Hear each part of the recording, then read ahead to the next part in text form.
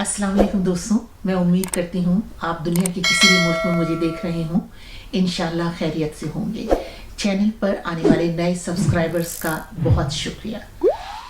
दोस्तों, आज एक रिपोर्ट का जिक्र जो बरतानिया के एक बहुत ही मोतबर और पुराने रोज़नामे गार्डियन में शाया हुई है, और इस रोज़नामे में गैर मुसद्दिक़ा खबरें और रिपोर्टें शाया नहीं होती हैं।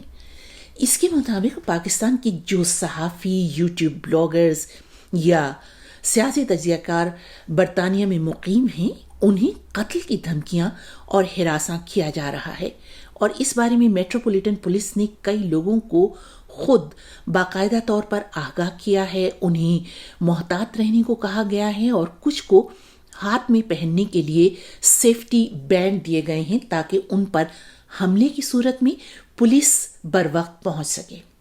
ऐसे काफ़ी लोग हैं। इस रिपोर्ट की लिंक यहाँ मौजूद है, आप पढ़ सकते हैं। इनमें मुसन्निफ और सियासी तजियाकार आयशा सिद्दीक़ा, सहाफ़ी और ब्लॉगर गुल बुखारी और ब्लॉगर अहमद वकास गुराया शामिल हैं। गुराया को लंदन में हलाक करने का एक मंसूबा भी पकड़ा गया है और एक शख्स को चार्ज किया गया है। गुल बुखारी जब पाकिस्तान में थी तो उन्हें उठा लिया गया, सोशल मीडिया पर बहुत शोर मचा, तो चंद घंटों के बाद उन्हें छोड़ तो दिया गया, लेकिन इसके बाद उन्हें पाकिस्तान ही छोड़ना पड़ा। आयशा सिद्दीक़ा ने बहुत बरसों कबल तहकीक के बाद एक किताब द मिलिट्री इनकॉर्पोरेटेड लिखी थी, जो फौज की तिजारती सरगर्मियों की शवाहिद के साथ अहवाल पर मबनी है, जिसके बाद उन्हें इस बुरी तरह हिरासा किया गया कि उन्हें मजबूरन जलावतनी इख्तियार करनी पड़ी, और ये बात है कोई तकरीबन 12-15 बरस कबल की।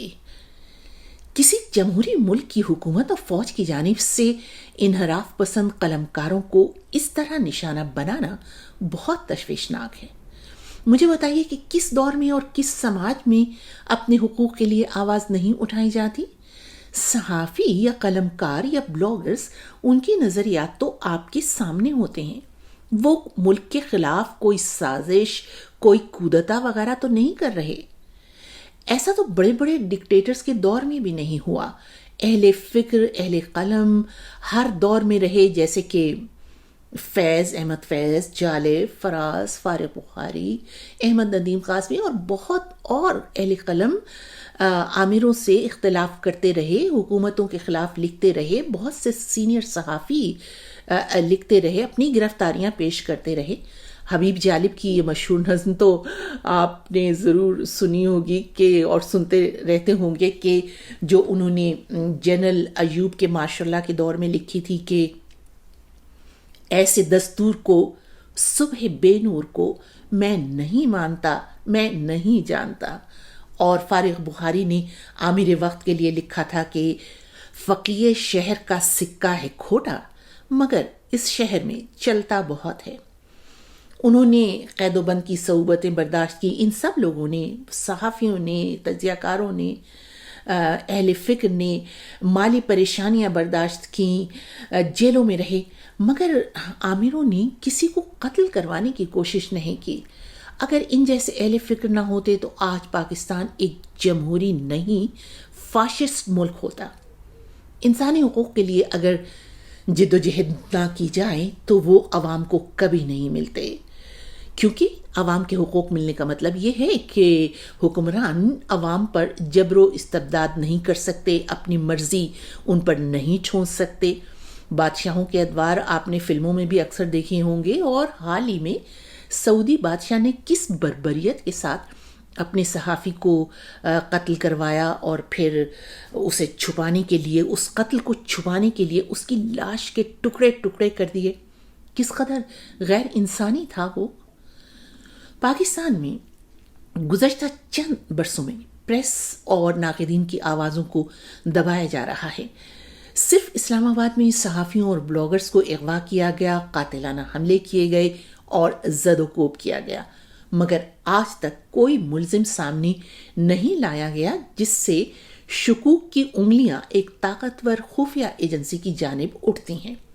और इस सिलसिले में जब सहाफ़ियों ने आवाज़ उठाई تو ان کی آواز بند کروا دی گئی، جیسے کہ حال ہی میں بہت سینئر صحافی، کتابوں کے مصنف اور تجزیہ کار حامد میر کا پروگرام ٹی وی چینل پر پروگرام بند کر دیا گیا اور اخبار میں ان کا کالم بھی بند کر دیا گیا۔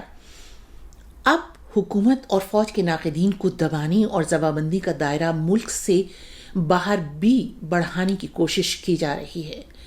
پاکستان میں ماشاء اللہ کے ادوار اور جمہوری دور میں سیاسی امور میں فوج کا کردار ایک حقیقت ہے جس پر تنقید کی جاتی ہے۔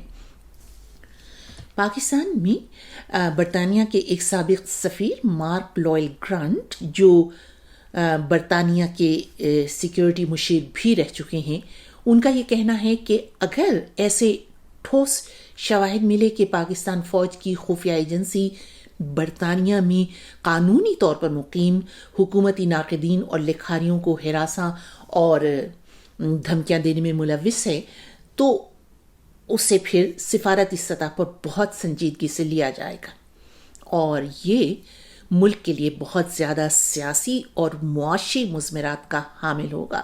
اور آپ لوگ جانتے ہیں کہ با اختیار ادارے تو ان کو تو فرق نہیں پڑتا، اس سے سب سے زیادہ متاثر عوام ہوتے ہیں۔ اس رپورٹ کی لنک یہاں پر موجود ہے، آپ چاہیں تو اسے پڑھ سکتے ہیں اور اپنی رائے ضرور دیجیے گا۔ خدا حافظ۔